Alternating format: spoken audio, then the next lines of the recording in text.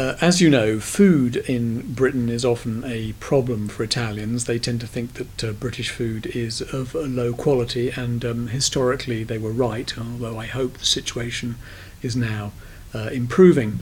But food is also a linguistic problem for Italians in Britain, because the British seem to have two different systems of indicating the meals that take place during the day.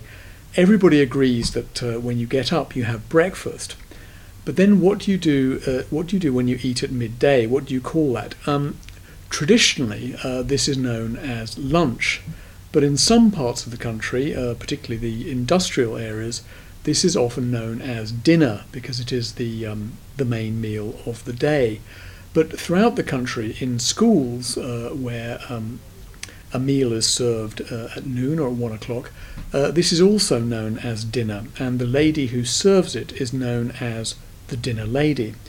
And the other confusing thing is, of course, that at Christmas, when it should essentially be a Christmas lunch, but most people refer to it as a Christmas dinner, even though it takes place usually at lunchtime and finishes by 3 o'clock, so everybody can watch the Queen's speech.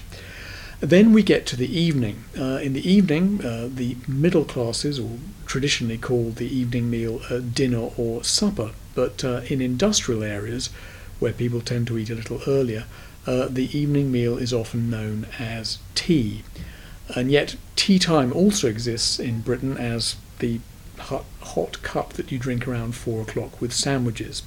So if you do talk about lunch and somebody corrects it for dinner, or you talk about dinner and somebody corrects it for tea, don't worry, you're not making a mistake. You're just dealing with the strange ambiguity of English, of the English language when it comes to meal times.